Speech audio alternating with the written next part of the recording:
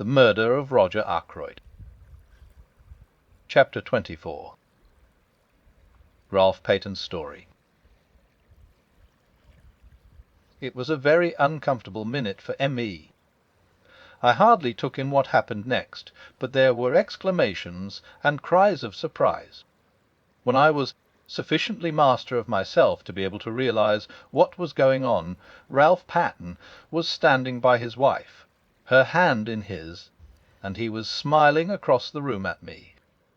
Poirot, too, was smiling, and at the same time shaking an eloquent finger at me. Hey, have I not told you at least 30 times that it is useless to conceal things from Hercule Poirot? He demanded. That in such a case he finds out. He turned to the others. One day, you remember, we held a little seance about a table, just the 6 of us. I accused the other 5 persons present of concealing something from me. 4 of them gave up their secret. Dr. Shepherd did not give up his. But all along I have had my suspicions. Dr. Shepherd went to the Three Boars that night hoping to find Ralph. He did not find him there, but supposing, I said to myself, that he met him in the street on his way home. Dr. Shepherd was a friend of Captain Patton's, and he had come straight from the scene of the crime. He must know that things looked very black against him. Perhaps he knew more than the general public did. I did, I said ruefully. I suppose I might as well make a clean breast of things now. I went to see Ralph that afternoon. At first he refused to take me into his confidence, but later he told me about his marriage and the hole he was in. As soon as the murder was discovered, I realized that once the facts were known, suspicion could not fail to attach to Ralph, or, if not to him, to the girl he loved. That night I put the facts plainly before him. The thought of having possibly to give evidence which might incriminate his wife made him resolve at all costs to. I hesitated, and Ralph filled up the gap. To do a bunk, he said graphically. You see, Ursula left me to go back to the house. I thought it possible that she might have attempted to have another interview with my stepfather. He had already been very rude to her that afternoon.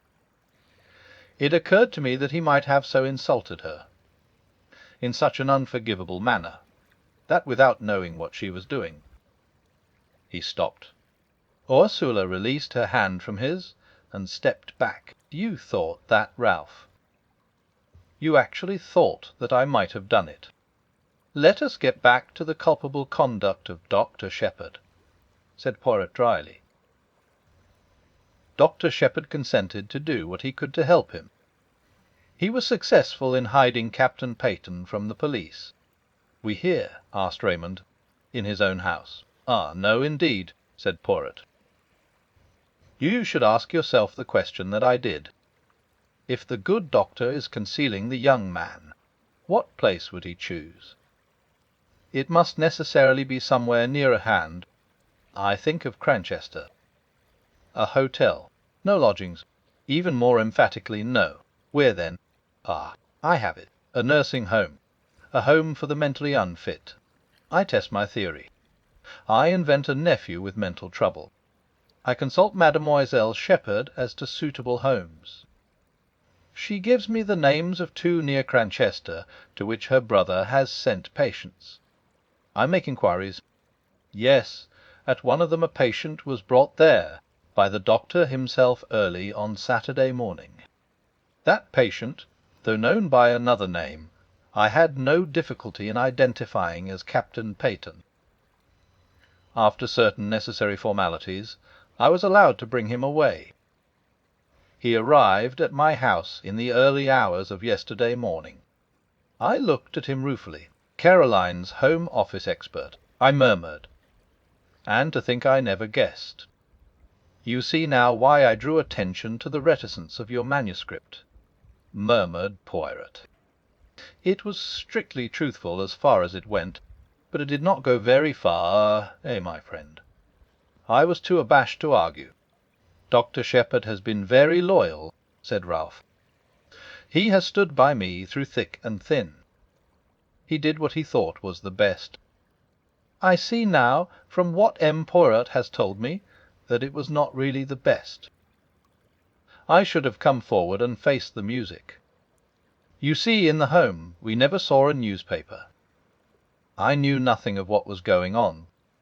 Dr. Shepherd has been a model of discretion, said Poirot dryly. But me, I discover all the little secrets. It is my business. No, we can have your story of what happened that night, said Raymond impatiently. You know it already, said Ralph. There's very little for me to add. I left the summer house about 9:45 and tramped about the lanes, trying to make up my mind as to what to do next, what line to take. I'm bound to admit that I've not the shadow of an alibi, but I give you my solemn word that I never went to the study, that I never saw my stepfather alive or dead. Whatever the world thinks, I'd like all of you to believe me. No alibi, murmured Raymond. That's bad. I believe you, of course, but it's a bad business. It makes things very simple, though, said Poirot in a cheerful voice. Very simple indeed. We all stared at him. You see what I mean? No, just this. To save Captain Patten, the real criminal must confess. He beamed round at us all. But yes, I mean what I say. See now, I did not invite Inspector Reglan to be present. That was for a reason. I did not want to tell him all that I knew. At least I did not want to tell him tonight. He leaned forward, and suddenly his voice and his whole personality changed. He suddenly became dangerous. I who speak to you, I know the murderer of Mr. Ackroyd is in this room now. It is to the murderer I speak. You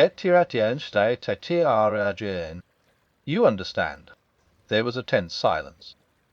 Into the midst of it came the old Breton woman with a telegram on a salver. Poirot tore it open. Blunt's voice rose abrupt and resonant. The murderer is amongst us, you say. You know which. Poirot had read the message. He crumpled it up in his hand. I know. Now. He tapped the crumpled ball of paper. What is that? Said Raymond sharply. A wireless message, from a steamer now on her way to the United States. There was a dead silence. Poirot rose to his feet, bowing. Messieurs et mesdames, this reunion of mine is at an end. Remember, tatiet kaisti inospi tara argilo tie maramangi.